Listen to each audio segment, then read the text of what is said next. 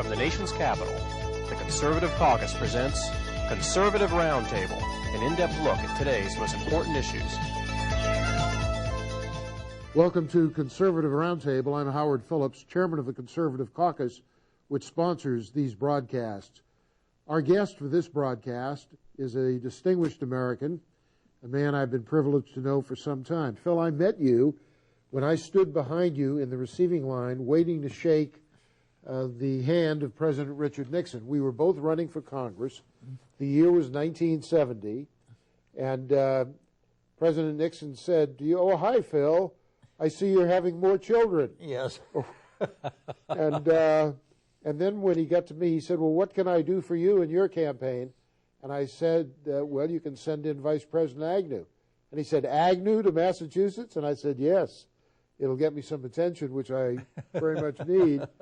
And anyway, I still have that picture on my wall in the office. And, of course, you were elected that year. You took the seat. In 69. In 69, you won a special election. Yeah, but and that's when that daughter was born, between the primary and the general. She was our seventh child. Now, that seat was originally Margaret Stitt Church. Yep. And then Don Rumsfeld got Rummy had it. And then you got it. Yep. So it's a small world. Yes, indeed. It is. And you've had much success getting reelected. You rose to the position of Vice Chairman of the Ways and Means Committee in the U.S. House of Representatives. You had a distinguished career before you went to Congress. You were very much involved with Hillsdale College. I think you graduated from Hillsdale. Right. And you were on the Board of Trustees. I have been since 65. And I think you recruited their president, Mr. Roach. George you and Ed Roach Fullner did that. Yep. And yes, indeed. And you wrote a number of books. One of them was called The Democrat's Dilemma. Right. And You've got quite a memory. Well, I have followed you. And you also wrote a book about the Panama Canal and why the treaties were a very bad idea. And in 1980, I was one of those in the conservative movement who thought that Phil Crane should be president of the United States. And that was the year Ronald Reagan was running, but I supported Phil Crane, and I have no regrets at having done that. Well, you know, the circumstances where and I got in that race was we had campaigned to try and get him the nomination in 68. And I remember the disappointment when we were down in Miami at the convention. He didn't indicate a willingness to be considered until he set a foot on the tarmac. And it was because he'd just been elected governor out there in California. I was there, and Strom Thurmond saved his neck.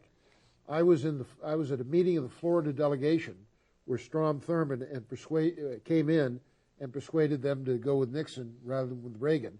And in that convention, there was the possibility that the Reagan delegates would combine with the Nelson Rockefeller delegates and get a majority. Nixon barely won on the first ballot. Yep. And if he had lost on the first ballot or failed to get it, he was dead. Yes, indeed. So Strom Thurmond saved his neck. Well, we stayed in that battle, and I remember the biggest heartbreak I experienced politically was in 76 out in Kansas City.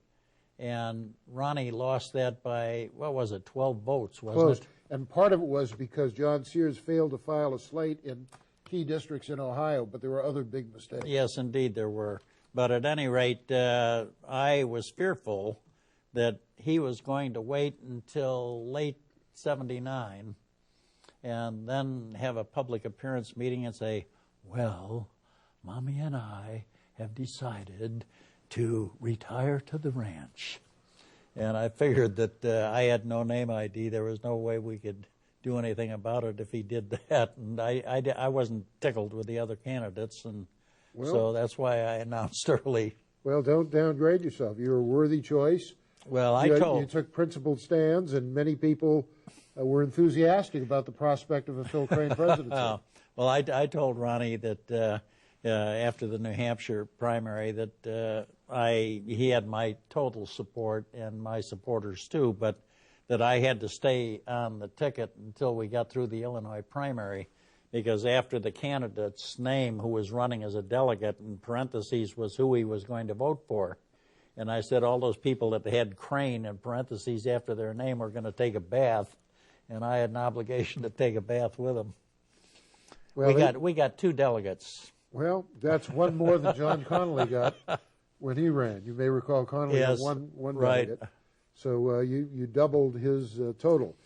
And we're recording this program not long after the November 7, 2006 election.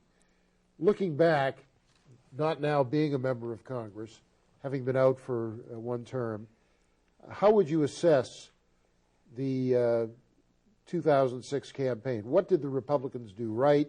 What did they do wrong? For what reason were the Democrats able to capture the Senate and the House? Well, I think a part of it was just people that were kind of disappointed with everything. And what happens is too many people sit it out in that kind of a situation. And I've tried to explain to them in the past that when you're sitting it out, you're casting a vote for the opposition. You don't want to sit anything out. You've got to make up your mind which is the lesser of evils, if need be, and get out there to the polls and vote early and vote often, as Richard J. Daley used to counsel us. Well, in Boston, they said vote often, vote early for James Michael Curley.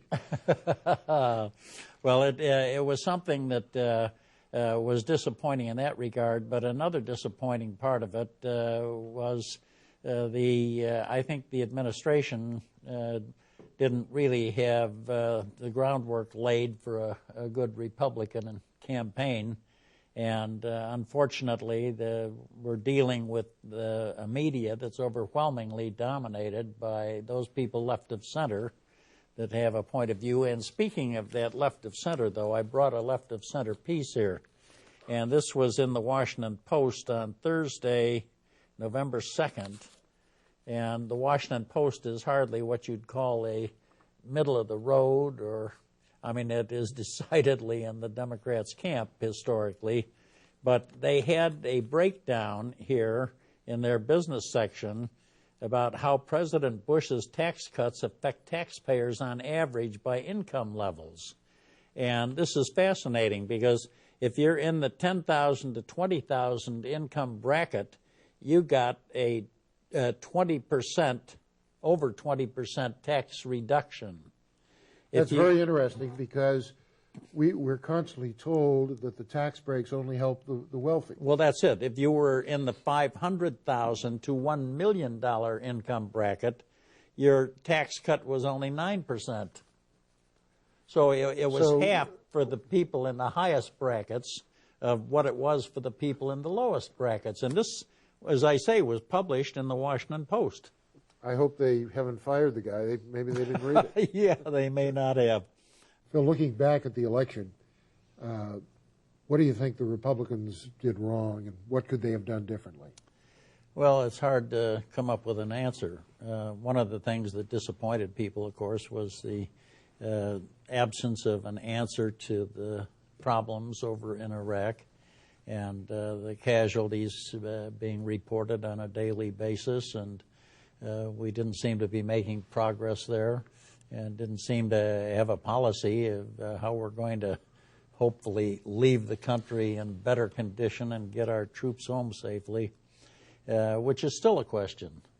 And it's a legitimate concern, but I think in addition to that, there were some of the personal scandals of some of our colleagues, Duke Cunningham, for example, and Mark Foley, and these are things that the media feeds on, and they did have a field day going, publicizing and trying to focus a lot of distracted attention on that instead of the major issues. What role do you think the immigration issue played?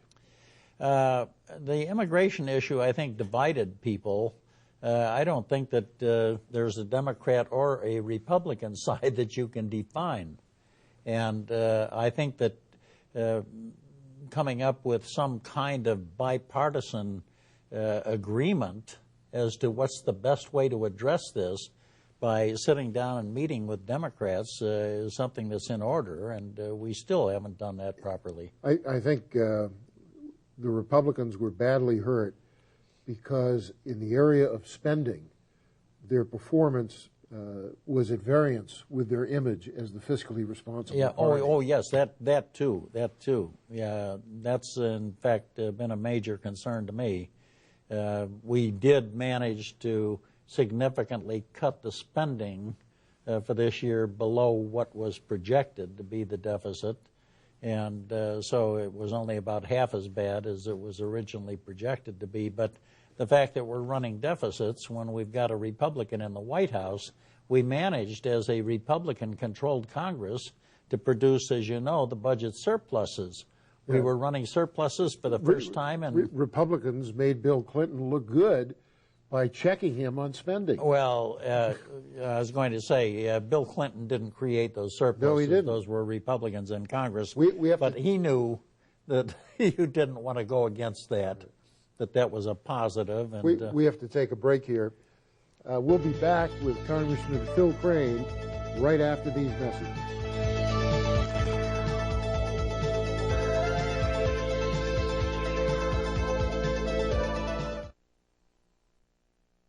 There are many conservative organizations, but the Conservative Caucus is unique in that our standard for evaluating public policy is the Constitution of the United States.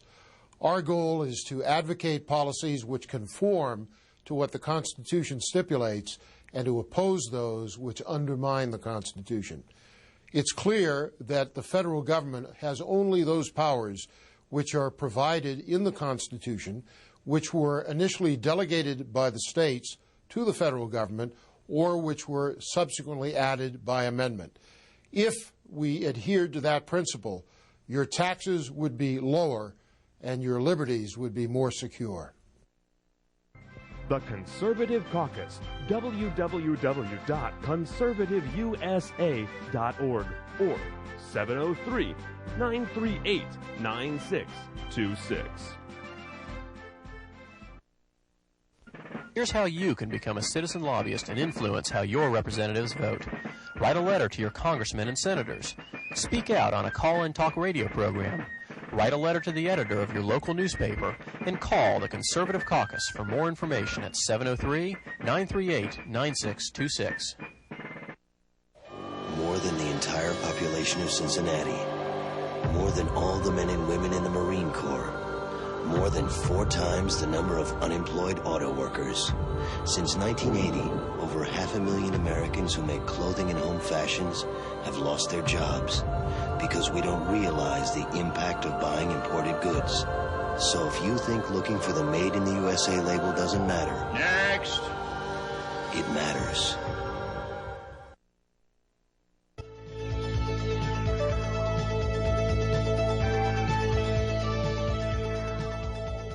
Welcome back. I'm Howard Phillips, chairman of the Conservative Caucus, which sponsors Conservative Roundtable. We're delighted to have as our guest former Congressman Phil Crane of Illinois, a man who has been a teacher, an author, and a leader of the conservative cause throughout most of his life. And he's the son of Dr. George Crane, who was a distinguished conservative columnist and whose comments on public policy had a big impact on a great many people, including you. Yes, indeed.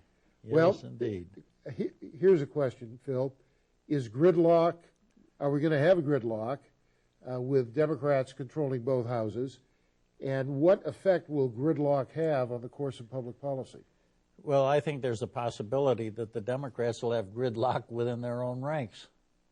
But one of the things that I would hope we could do is try and find the basis of bipartisanship to sit down and negotiate some of these issues that are not the most contentious Republican versus Democrat issues. Well, you know, when I first came to Congress back in '69, I remember the debates used to be intense and heated, and exchanges on both sides. And at the end of the day, everybody'd go out and have a beer together. I mean, it was a totally collegial place. And Republicans, of course, were reconciled to being in the minority. I mean, we were for over 40 years. Some of them seem to enjoy it, including your friend Bob Michael. Yeah. Who was very used to being a minority leader. Well, it was something that Republicans, I think, were kind of fixed with the idea that they weren't going to be calling the shots, and But it was interesting how intense the disagreements could be on issues and yet never get personal. And it's not that way anymore. No, this place has totally changed, and it's unfortunate because trying to establish that basis for sitting down and negotiating and reaching positive conclusions that are pragmatically the only things doable is in the interest of the country. And I would hope that we perhaps could move in that direction again. I think it's potentially doable because I think within the Democratic Party they've got that kind of division. And so some of the new Democratic members are pro-Second Amendment. Some of them are pro-life. Absolutely. And they don't have the kind of left-wing unity that one might have expected. Exactly. And Rahm Emanuel on the House side and Chuck Schumer on the Senate side knew that in order to win swing districts, they had to go against the cardboard cutout Democrat. Yes, indeed. And come up with a different kind, like this fellow Heath Shuler in North Carolina, who beat Charlie Taylor by running seemingly to Taylor's right, even though he's not. Yep. But I've got some points I'd like to touch upon in this in this regard, and that is the Democrat campaign rhetoric about taking the country in a new direction. And I'm curious as to what this direction is. For example, the stock market is at an all-time high. What's the new direction? And secondly, unemployment is at a 25-year low. What's the new direction for addressing that issue? With regard to taxes, they're at a 20-year low. What's the new direction? And federal tax revenues are at an all-time high. And again, what's the new direction? And our deficit is a legitimate concern to me, and yet we, as Republicans, were able to get that down 50% from the projected deficit for this year. And so there's progress in the right direction, even though we've got a long way to go. With home valuations are up over 200% in the last 3.5 years. And property taxes to go with it. Oh, yeah, absolutely, absolutely. And but inflation is at 20-year lows. And with regard to terrorism, I mean, we read about it in the papers and see it on TV on a daily basis as to what's going on over in Iraq. And yet, since September of 2001, thank the good Lord, we've been spared. And I would hope that we continue to maintain that kind of vigil that prevents a horror like the attack on the trade towers in New York and the attack on the Pentagon, that we don't have that kind of experience again. But at any rate, it's for reasons like this that on a bipartisan basis, and going back to when I was referring earlier to when I first got elected, Republicans were just used to being in the minority endlessly. And so you had to sit down and negotiate on a reasonable basis with colleagues, and that was doable with a lot of Democrats. Phil, the other day I asked you who, in the 35 years of your experience in Congress, was the colleague you most admired. And you told me Ed Derwinski. Can you explain that? Well, yes, Ed Derwinski was a Republican from the state of Illinois, and I got an office in the Longworth building. I was right down the hall from Ed. He had a big corner suite, and I had known Ed in the Goldwater campaign, and we had both campaigned aggressively for Goldwater. And in fact, I campaigned a lot of the time in Rumsfeld's district for Goldwater, and his district went for Goldwater in '64. I was teaching at the time at Bradley University. I was a history prof. And they just elected someone to Congress. A Bradley alum is one of the new members. I forget the name. Oh, I'm not sure who that is. I'll check it out and get it to you. But at any rate, most of them are from Yale, but that's all right. Oh, well, I knew Derwinski going back to that Goldwater campaign, and I had worked with him very closely And so as soon as I got down to Washington as a member of Congress, he was the first person that I went to see to lean on Ed for guidance and direction, and he did an outstanding job for me in that regard. And we worked and conspired to try and organize our troops, and we formed the Republican Study Committee. And well, that leads me to another point. I'm from Massachusetts, where Leverett Saltonstall was a U.S. Senator, and he groomed many people for leadership who were on his staff. John Fisher, who ran the Ev Dirksen, Charlie Halleck show on Capitol Hill. Elliot Richardson was his chief of staff. Brad Morse, who went on to be Undersecretary General of the UN. Jonathan Moore, Chuck Colson, etc. All of these were on the staff of Leverett Saltonstall. You've had some prominent alumni from your association, including Ed Fulner, head of the Heritage Foundation. Ed Fulner was my first legislative director, and I then made him chief of staff within about 6 months' time. But Ed subsequently founded the Heritage Foundation, and he's been running that Heritage Foundation very successfully. He's done very well. It's the most influential foundation that we have in the Washington, D.C. area now. What he's accomplished is truly remarkable. Absolutely, because we didn't have anything in those days. And I remember the early days of the Republican Study Committee and what a key role that has played then and now. Yes, indeed, and it's continued on to the present time, still going strongly. Well, Illinois has always been an interesting state politically. I remember Chuck Percy rising to heights on the Foreign Relations Committee in the Senate. I first met Mr. Percy when he was the head of Bell and Howell back in the 50s. I had invited him to speak somewhere. And he defeated Senator Douglas, Paul Douglas, when he first went to Congress. Of course, Everett Dirksen was probably better known than any other. Institution. Yeah. Did you know Senator Dirksen? Oh, yes. Yes, indeed. Tell me about him.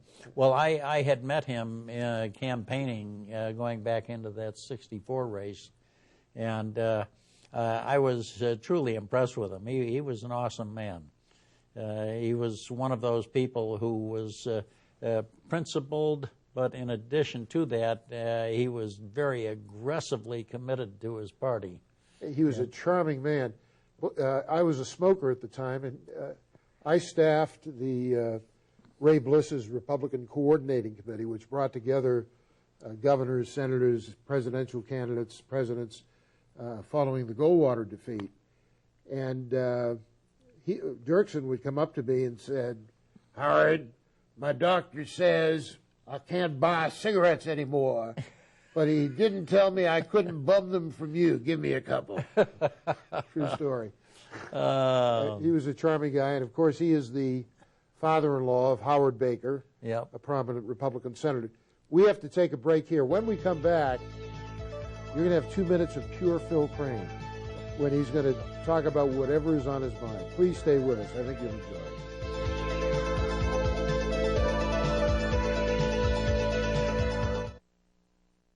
Since the presidency of George H.W. Bush, the father of the incumbent, we've heard a great deal of talk about something called the New World Order. This is something of which every American should be wary, because what it means is the transfer of control over our tax dollars and the setting of policies which affect us from an electorally accountable Congress to international bureaucracies over which we have no real control. Work with the Conservative Caucus in defeating the goals of the New World Order and restoring accountable, limited constitutional government in America. The Conservative Caucus, www.conservativeusa.org or 703-938-9626.